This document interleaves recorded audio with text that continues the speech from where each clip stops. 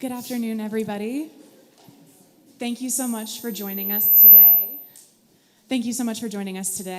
My name is Liz Campbell. I am coming in to not replace the incomparable Robert Thompson, but to work in tandem with him and take over the communications program for the Department of Family Medicine. So I look forward to meeting you all moving forward.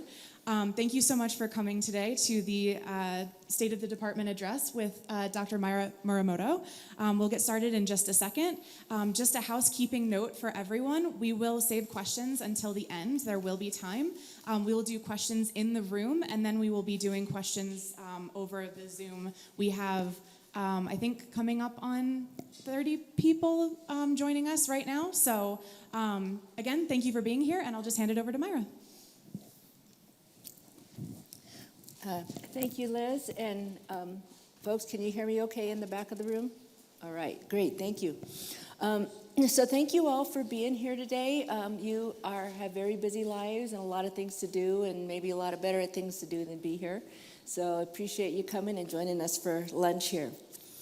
I do want to acknowledge before we get started, there's a lot of things going on in the world, and a lot of them are really disturbing and difficult. And so if people are struggling, we will be keep an eye on your email. We'll be sending out some emails for sources of support for folks that are struggling.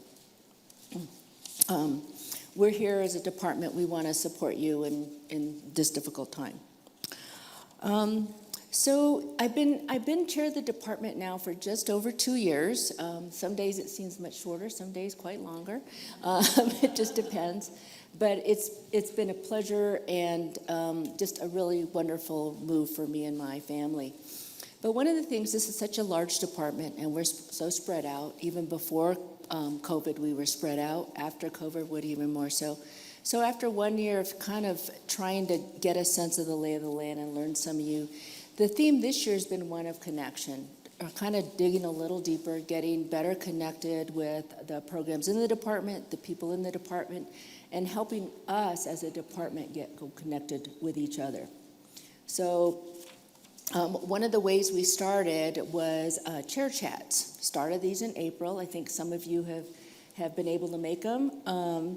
They're just small groups of faculty, alternating weeks with small groups of staff to it's an open agenda. Whatever you think you want me to know, whatever things you want to find out from me, I sort of jokingly say if you want to check out a rumor, start a rumor, that's the place to do it. But it's just open agenda. I just want to know what's going on from your perspective. I also use this as an opportunity to crowdsource some of the things that we're challenged with as an executive leadership team. And one of the big ones I've been asking folks, and you may remember, is how do we nurture and sustain the culture of family medicine that's important to us in the hybrid world? And we've gotten some great ideas, and I want you to keep them coming.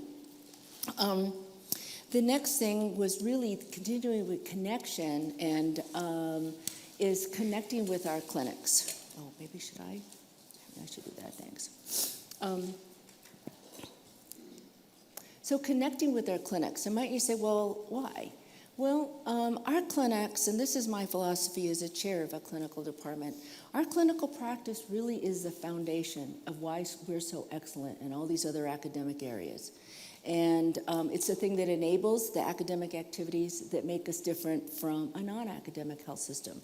So you might say, well, why? Medical students. This is the next generation of family physicians. We need to expose them to well-trained family physicians working at the top of their scope in clinics that function well. Residents, we have outstanding resident fellowship training programs. And the reason why is because we have the kinds of patients and the volume of patients that allow them to develop the expertise they're seeking. Research, we're not a lab-based specialty. We don't operate out of wet labs.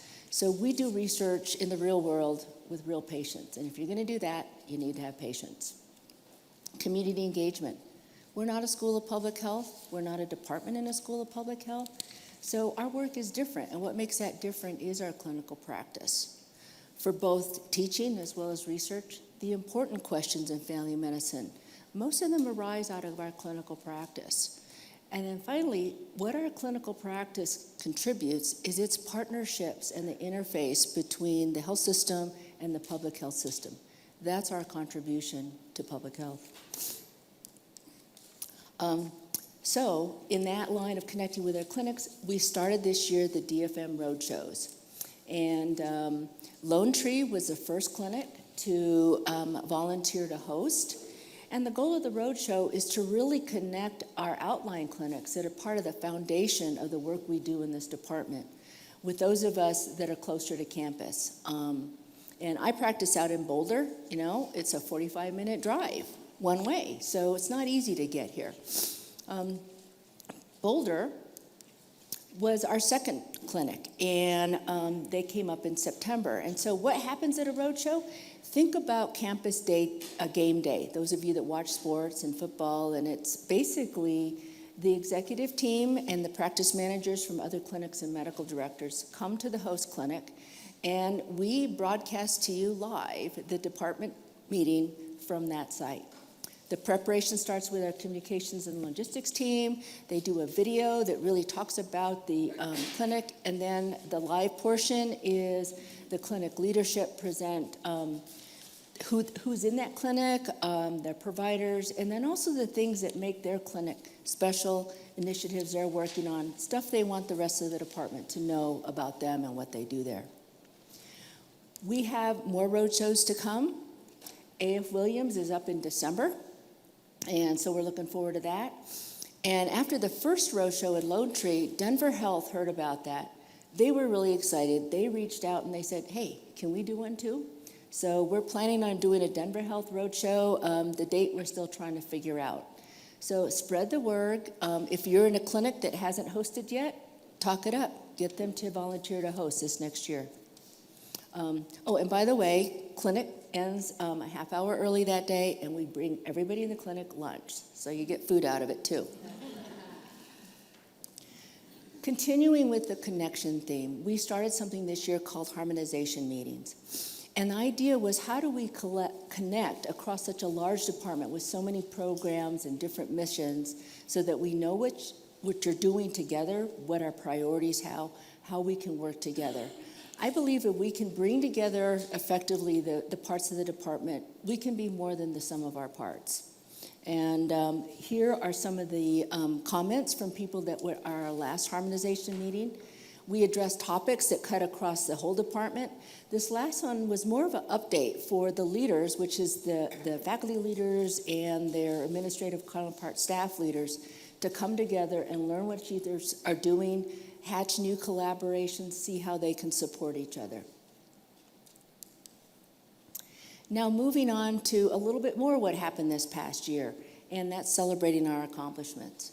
We have a truly amazing department, and the things that people do every day, both individually and collectively, I could stand up here all day and talk about it, but we don't have all day. So I'm going to hit just some of the high points, and but know that there's so much more that goes on by our faculty, our staff, and our learners every day that make this place great. So starting with our clinical practice, we are known for practice innovation nationally. And there's a practice innovation improvement conference, and we usually have a big showing there. In fact, that's one of the first places I met Pete and Corey, was really showing off the work that we do that in a lot of ways is groundbreaking in primary care. We have individual stars that get recognized every year, and here's one is Wendy for her contributions to the profession. And then something that I think maybe has never happened here before is the CEO of all of USay Health called us out and recognized, this came up spontaneously in my meeting with her. She was noticing that we contribute to, and in this case, we had the best metric of all the departments of things that they care about. And this one particular one is a patient said, we actually talked to them when they were in the hospital. So imagine that. But anyway, departments don't get recognized every day by Liz, so this was a big deal. Our education mission, we are known nationally as well as in the school for being outstanding and creative educators. We have a huge presence in the undergraduate or pre-doctoral part of our curriculum, And I think that presence increases over the years. So we usually have a big presence at the predoctoral conference, and this year was no exception. The rural program, as well as the family medicine longitudinal integrated curriculum, which is called the LIC, was represented there. But something that speaks to the quality of the teaching we have in our undergraduate programs is 32 of our LIC preceptors were nominated by medical students to be the Family Medicine LIC Teacher of the Year. We also had one of our faculty nominated to be the Teacher of the Year for the VA Quality Improvement Curriculum, LIC. Another thing that is student-driven is nominations for the Golden Stethoscope Award. I don't think you can see it. It's probably underneath that black thing. But it's a Golden Stethoscope Award, and we had 3 of our faculty nominated by our students, and they were selected for those areas. And this is one of the first experiences clinically that medical students get, because early in their education. And I'm thrilled that they have these fabulous experiences with family physicians. And finally, we do more than clinical education. We do research education. And really, it's part of our responsibility, training the next generation of family medicine researchers. We have really world-class dissemination and implementation scientists in our department. And so they resurrected something that got put on hold during COVID, and that is the dissemination implementation science certificate, led by Jody Holtrup and Russ Glasgow. And it's only a few places in the country have this. Did it change? I think that's what's holding up the... Yeah, Sean, could you help me? I hit it and now the advance is not working.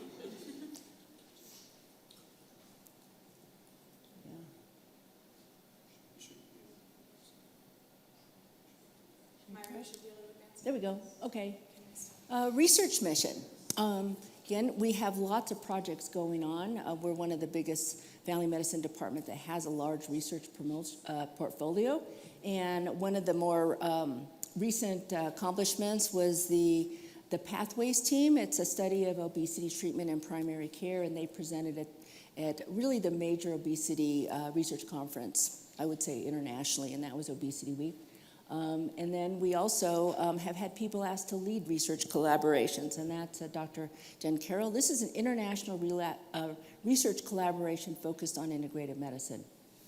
And then helping advance our commitment to health equity research, Dr. Nedevel was accepted into a very interesting training program that looks at the intersection between wellness, mental health, and also health inequities.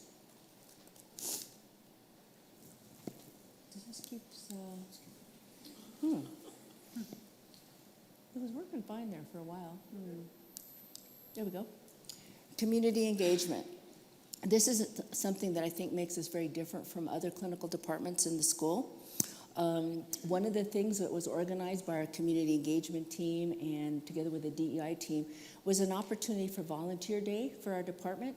There were several opportunities, but the most popular one was volunteering at the farm in collaboration with Village Exchange, and that farm is over by Stanley Market, so not very far from campus. And then something we're incredibly proud of is Katie Boyd was selected as the 23 Chase CU Faculty Community Service Award.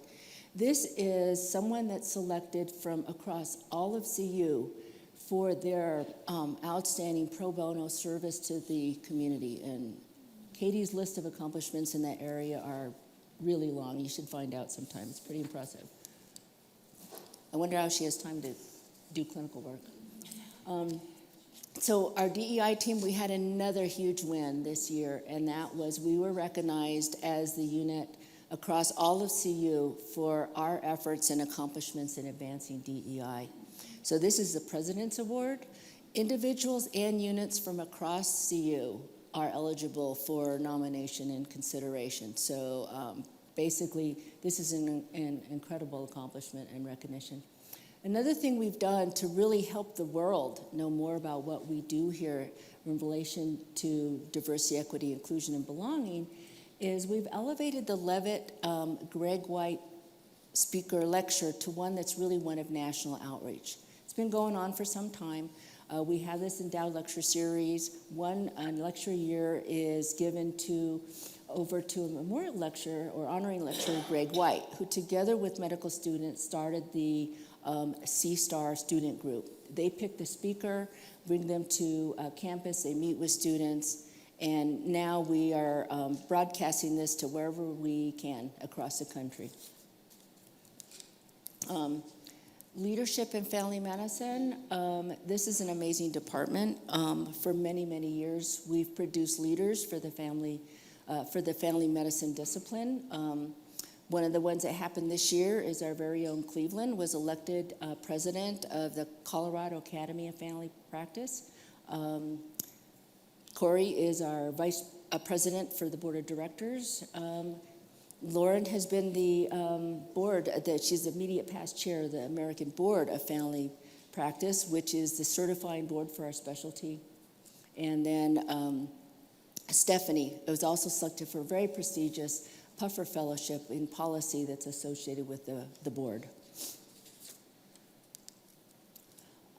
One of the reasons we're so well known and we have the reputation we do is the quantity and quality of scholarship produced by the faculty, the trainees, the staff of our department.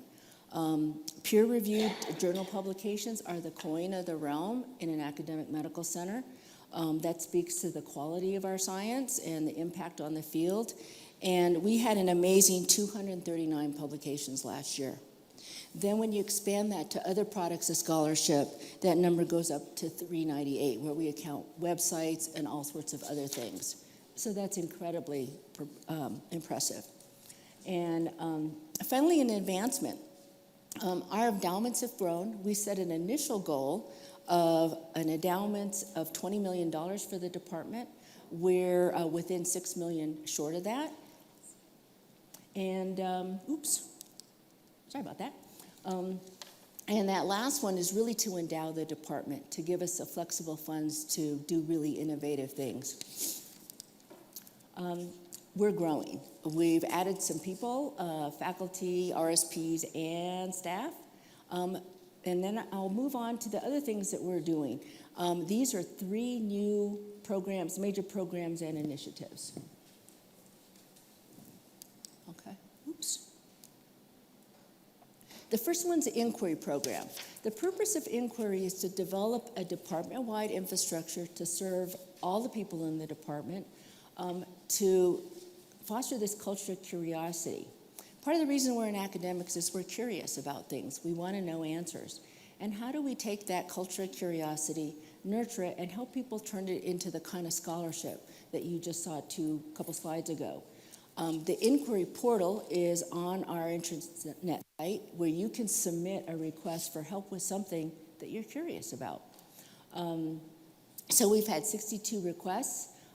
46 of them are done.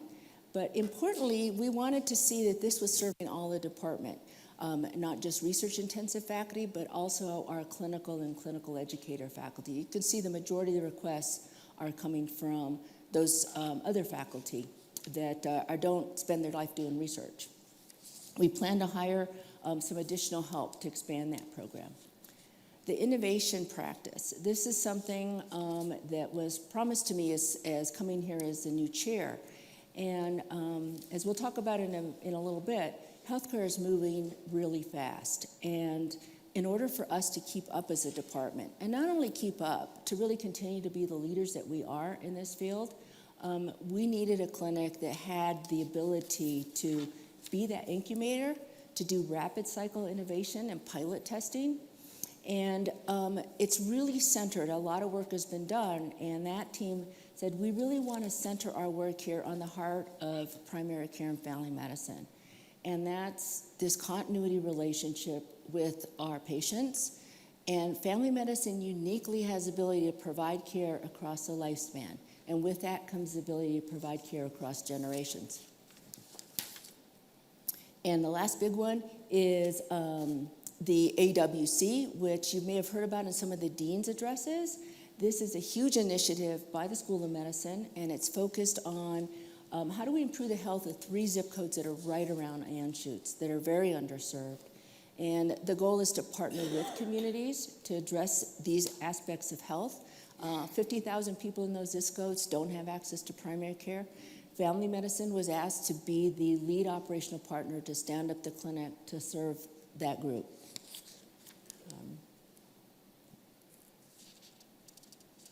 So what lies ahead? There'll be huge opportunities, and honestly, there will be some challenges. So what do these opportunities arise from is a lot's changed in the past 20 years. And it keeps changing, and maybe even faster than it was before. So starting here close to home, we're a lot bigger than we were 20 years ago. Some of those places that were question marks, we had to delve way back into the paper archives and people's memories about what was going on in the department, how big were we back then. But now you can see where we are in terms of the number of faculty, the size of our research portfolio, the number of clinics. Healthcare is rapidly evolving. That's always in the healthcare news, the regular news. We will never go back to being the same after that pandemic.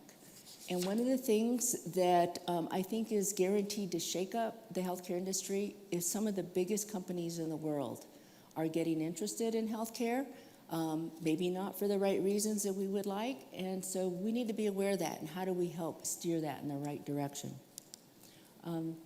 COVID has changed how we work, both alone and together. It's been a lot harder to meet you now that a lot of you aren't coming to campus. So those coffee pot discussions, they don't happen as easily. Medical education, what used to be lots in the classroom, medical students are different. They want to address health equity. They want to know what's going on in the community and be a part of that. So what used to be in the classroom is now moving not only out of the hospital and the clinics, but out into the community where students are learning how to treat communities as patients. And research, also changing at lightning speed. The NIH, one of the biggest sponsors of biomedical research, has set new priorities around community engagement and health equity. And the technology around AI and precision health just keeps changing faster and faster. And speaking of AI, this is something that every day we hear people that are optimistic and people that are scared, because we don't know what's going to happen. And I really like this quote: "The future is not what it used to be." And I think when it comes to AI, that's particularly true. So we're faced with the world's going to keep changing, like it or not, and probably even changing faster. So we have a choice about what we're going to do about it.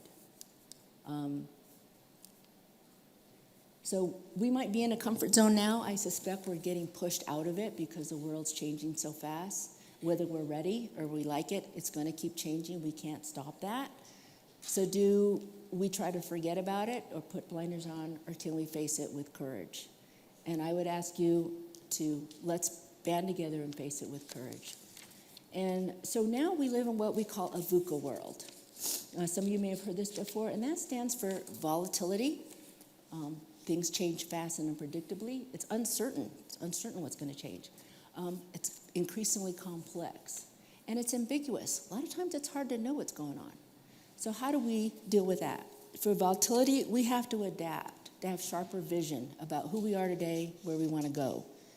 Uncertainty. We have to meet that with greater understanding of how we can pull together and harmonize and synergize to do the best we can and to be greater than the sum of our parts. Complexity, we have to face that with greater clarity. Clarity about the decisions we're trying to make and the values underlying those decisions. And then ambiguity, we have to evolve from keeping a steady pace to being nimble, agile, able to adapt and change as the world keeps changing. So how are we going to do that? With strategic plan. That's what's going on now. And I'm really asking everybody who's participated, which has been really gratifying, how many, to take the time to think deeply, ask courageous questions, ask them courageously, and then answer honestly these questions that are listed there about the future of this department. Oops. Is that the first one? Next one. That one, okay. This is the splash page on the intranet that has information about the strategic plan. And I would say, truly, together we're developing our plan. Look at the number of people who have participated. The input from leaders, focus groups, the DFMY survey. We had 63% of our entire department participate in the survey. The consultants were blown away. They've never had a response rate that high. Here's, who's on our strategic planning committee.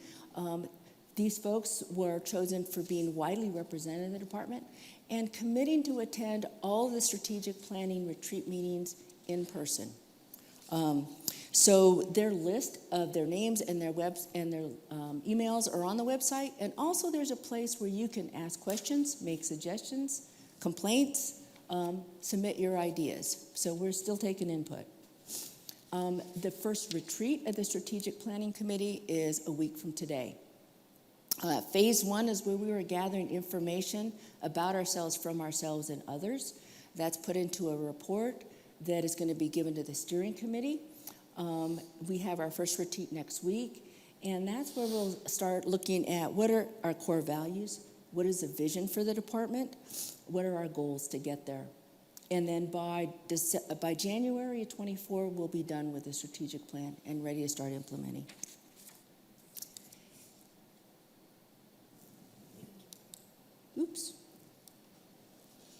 Okay. So here's the framework. It starts with our vision. We want it to be something that you can feel in your gut that's inspiring about what we want to be, what we aspire to be as a department. What are the aims, the key aims, the essential direction to help us achieve that vision? Then it moves on to goals. These are all kind of nested. The goals are those short and measurable objectives. We're determined this strategic plan is not going to be a pretty binder on the shelf that nobody looks at till you get a new chair. We'll be reporting back to you on a regular basis, the whole department. Are we making progress on those goals? And that's why we need measurable objectives. The strategies are specifically actions. What are we going to do to take to achieve those visions and goals? And that boils down even further to tactics. These are the detailed instructions about how we're going to guide those strategies to get us to our goals and ultimately our vision. So you bring that all together, and that's how we will have the impact that we're aiming for as a department. And so I always like to close with this. Vision inspires us. Our core values is what guides us in those decisions. Our mission is what drives us. That's why we come to work every day. But at the end of the day, we're here, we want to make a difference. And that's why you can't see it below the closed caption, but impact is what matters. And you'll probably hear me say that again and again. Impact is what matters. So we're here to make a difference and have an impact as a Department of Family Medicine. So with that, comments, questions, words of wisdom, words of warning? We'll take those too.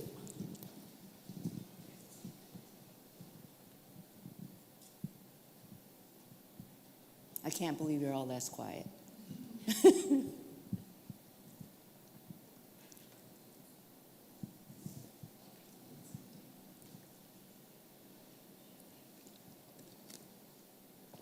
Okay, nothing in the room? Anything on? Do we have anything on chat? Okay. Should I turn off the lavalier and do a hand mic? Or? No, you should be fine. Okay.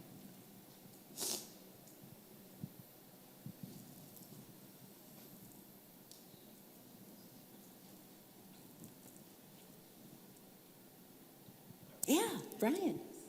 So I'll ask a question. We know that the dean has announced his intention to step down.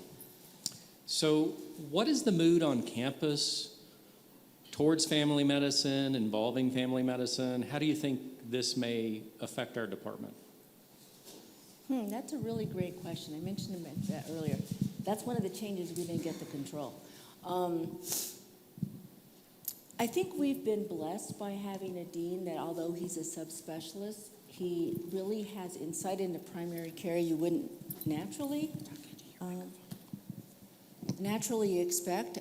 Some of you may know this and others not. His brother is a family physician that works in FQHC, and until pretty recently was like delivering babies. So the real deal, full scope family medicine. I think family medicine in some ways is one of the better kept secrets on this campus. And as if we move towards more value-based payment contracts, the CU Office of Value-Based Performance has been coming to present to the clinical chairs and saying, you know, the way you get paid is changing. And it starts with primary care, but it's moving to specialty. And when it comes time to delivering better value, getting better outcomes for patients at lower cost, nothing beats out primary care. And so I think we will become even more important. And I think it's important for us to think about how do we help influence the direction that primary care is going, not only in the country, but in this campus. I think there's opportunities coming. We don't have to be second thoughts. We can be leaders in the thoughts.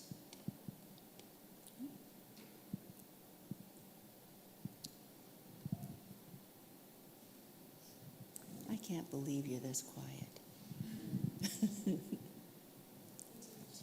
Okay, yeah, all right. So asking on behalf of Wendy Madagoski, just curious, have we had strategic planning in the past, and is there anything to learn from those prior efforts? I understand from people who are the long-term keepers of historians in this department is we haven't had a strategic plan before. You know, maybe we didn't need one. You know, we were growing so fast and unpredictable. We had a lot more resources back then. But this is a first ever, I believe, for our department, is to have a strategic plan.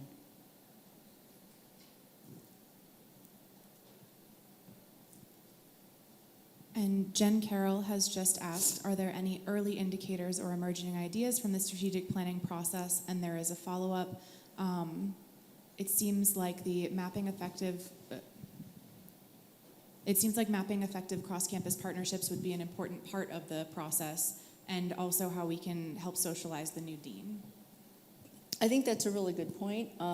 We're in the process, some of you who are more in the research world know this, we're in the process of looking at how our practice-based networks, our practice-based programs, it's the practice-based research networks as well as a practice improvement program. How can they better work together? This is a really important infrastructure. One of the reasons our department is on the map nationally is because of our work in practice-based research networks. So how do we make that an even stronger aspect of the department? And how can we make that something that really helps advance the mission of the entire institution? As you can see, research was moving towards more community engagement, health equity, and a lot of that is really how you're going to move that needle is in real world settings and that like practices. So I think we're kind of one of the better kept secrets, and we're asking ourselves, how do we build those partnerships across campus for research purposes as well as education purposes? And then what was the second part of that? How can it be effective in socializing with the dean and building those partnerships across campus? I think that's one of the ways. You know, I will certainly get on that new dean's calendar on a regular basis. But it really helps to go in there and say, this is what we as a department, what we're really good at, what we're prepared to offer the campus. Deans don't like to hear just come in and tell them all the time, you know, we need something and you need to do more for us. They kind of get tired of that. They also want to know, how are we going to help him solve the problems of a dean really leading a major medical school in a time of just huge change? One thing I will say, that's something that the dean said to us when he announced to the chairs he was stepping down. As a medical school, we're in a very good position. A lot of the medical schools in this country are financially underwater. We are not, and that is huge. We also, because of the way our faculty practice plan is set up and how it supports the academic mission of the school. Our dean has resources that other deans can only dream of. We're going to get a lot of people interested in this job. You know, he reassured me, because I asked him this when I was being recruited. I've served under 6 deans, so I asked him, how long are you going to be there? And he was very honest. He said, I'm going to do 10 years. He's stepping down a little bit earlier than he originally planned, but for very good reasons. And but he said at that time, he says, this is a great job because of the resources I have as a dean. You're going to get really competitive candidates.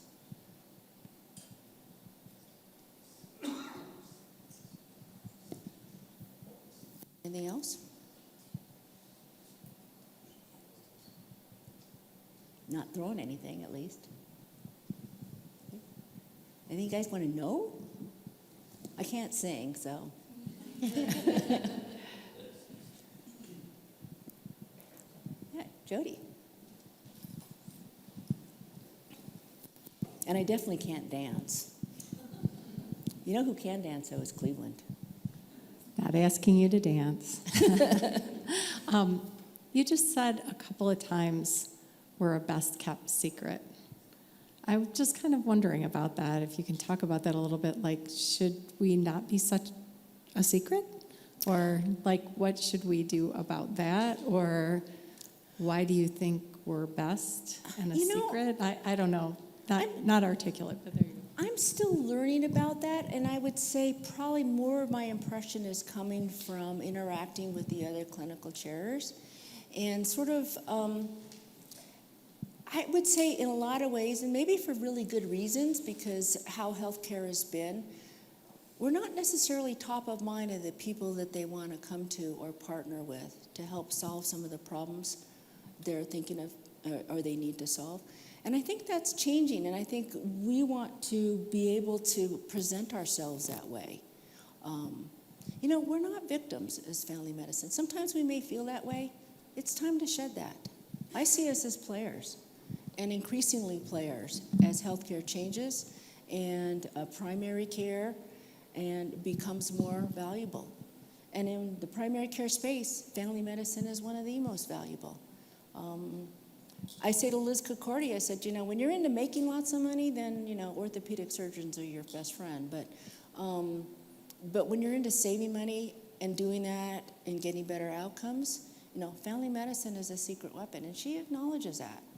And we're valuable because we train really well-trained family physicians. That's also really valuable. It's a competitive market. There are not enough primary care physicians. And when we produce good ones, our graduates are in hot demand.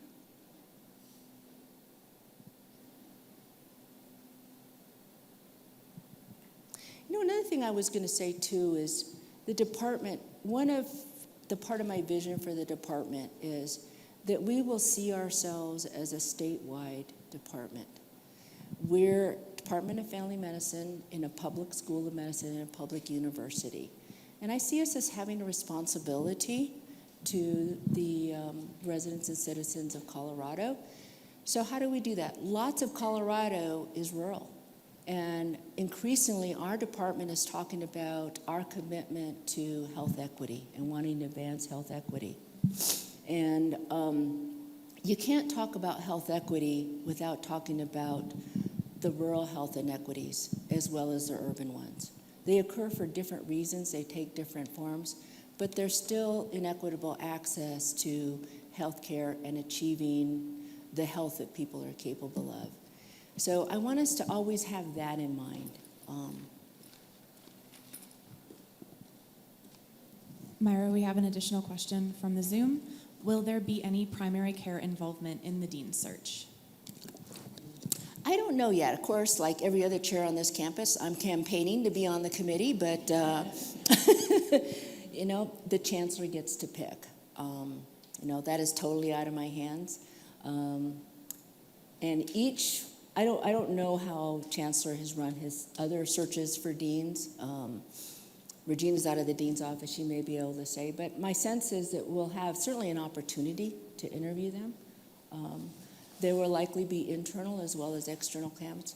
I think this is going to be a hot job. I think we're going to get a lot of people. I mean, not only is our school well-positioned from a research standpoint, an academic perspective, financially, Colorado's a great place to live. I mean, who doesn't want to live in Colorado, right? One of the reasons I moved here. So we got a lot going for us to really attract a good candidate. And I think one of the things that I think, uniquely contribute to the campus is that rural component. I mean, who else is really paying attention to rural Colorado in the same way or engaging with rural Colorado? My guess is that's going to be something that's on the radar screen of a new dean. It certainly is on the CU president's radar screen. So that may be another thing that gives us additional reason to be at the table. We had an additional comment, more than a question, Sure. As a follow-up. So at the very least, we can help spread the word to people in our networks to get a family medicine dean. So thanks You to bet. Jen for that comment. Yeah. And if you know somebody you think would be a great dean, encourage them to put their hat in. We do have another question. Mm-hmm. We say that health and primary care is a team sport, but historically we have not had trained teams. We have had trained individual doctors. How do we do both? Well, I think, and my understanding is our department has been one of the leaders in the field in terms of bringing together primary care teams that are multidisciplinary, and we train our residents in that type of environment. I think that type of environment will become increasingly more common. Right now, we're sort of at the cutting edge of it. I see Linda sort of and Colleen nodding. They could probably say more about this. But we're sort of at the leading edge of that. I think the rest of healthcare is going to start catching up. It's the only way we're going to be able to do this better. No other questions? Linda. I'm just going to yell. You had innovation practice up there, and that was one of the things that brought you here. Is that something that's folded into the AWC, or, A.F. Williams has always been, a very innovative practice, but I guess I'm wondering, when you say innovation practice, is that a one place, or is it a philosophy, or I'd just like to hear more about that. Okay, great question. So the innovation practice is different. We're deliberately saying practice instead of clinic, because helping people achieve their best health doesn't occur just within the walls of the clinic or the hospital. So we see ourselves looking at innovative technologies to bring care to patients wherever they are at, helping them access us wherever they're at. You can't really have the kind of, A.F. Williams has always been very innovative, but when you're a residency clinic, there's requirements for residency that sort of make you have to do things a certain way. And so you're limited. This will not be a primary residency clinic. Initially, when we start it, we don't plan to have learners until we have the practice established. And then it'll probably be a rotation around innovation and transformation, but not really a home clinic, because that is a primary residency clinic exists for a different purpose. Around really training residents to be family physicians.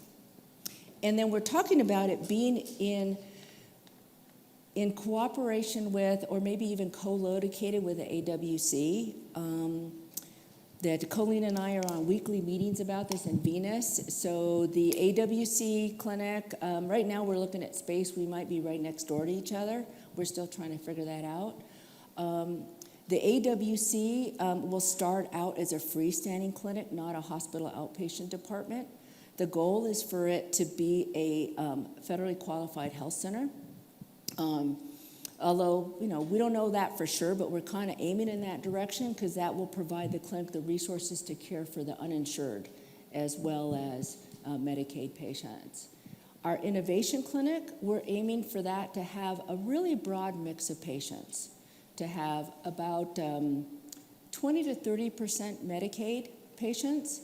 And the reason why, the innovations and the practice improvements and transformations we test there, we want them to be generalizable.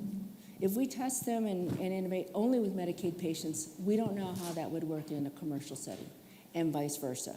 So, and then one thing I neglected to mention before, but I've been talking to people on campus about, and I think we're generating some excitement, and that is how this whole, I say we have the entire spectrum of practice-based translational research.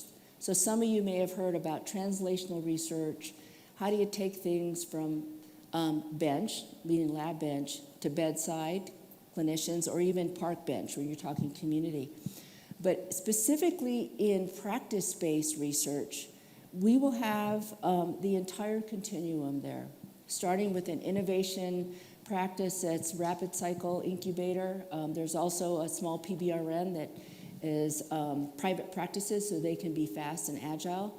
But then through our practice-based research networks and our practice improvement program, there's relationships with, Perry and Sean were just estimating to me yesterday, maybe 1,200 practices across the state of Colorado, which is pretty amazing. And they represent practices of all kinds, mostly primary care, but some specialty, rural, urban, private, owned, safety net clinics, hospital-based clinics. So the whole spectrum of primary care clinics exists out there for us to say, well, what works in this one incubator? We have other ways to test it to see, can it really scale in these other systems? Because if it can't scale, kind of what's the use, right? And as I talk to people around the campus, leaders of other programs, they're getting excited about this idea. We do have an additional question online. From Lauren Hughes. A lot of incredible work our Department of Family Medicine does, whether education, research, clinical care, community, DEI, et cetera, has substantial health and healthcare policy implications at the local, state, and federal levels. Could you please comment on your policy vision for the Department of Family Medicine? I agree with that. I think a lot of what we do, ultimately, I think, coming out of a tobacco control as a researcher and having an MPH degree, policy are the big levers. They really are. That's how you're going to move things in society. But one of the things I think our contribution is as scientists and academics is generating the good evidence. So to the best of our ability, we can have evidence-based policy. Some people would say evidence and policy are kind of a misnomer, but it's an important part of what we do. And part of what we do in this across this continuum of practice-based programs, demonstration projects or research projects, is to generate the evidence that help people who are experts in policy to go forward and try to move policy in a rational and evidence-based direction. That's one of the advantages I think that we have, that you would say is even on the farther end of the continuity of translational research. When you really translate something into policy, that's when you really can move things. It's also the hardest lever to move.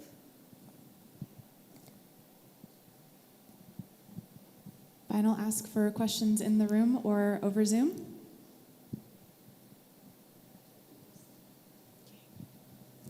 All right, thank you very much. Thank you so much, Myra. Thanks, everybody.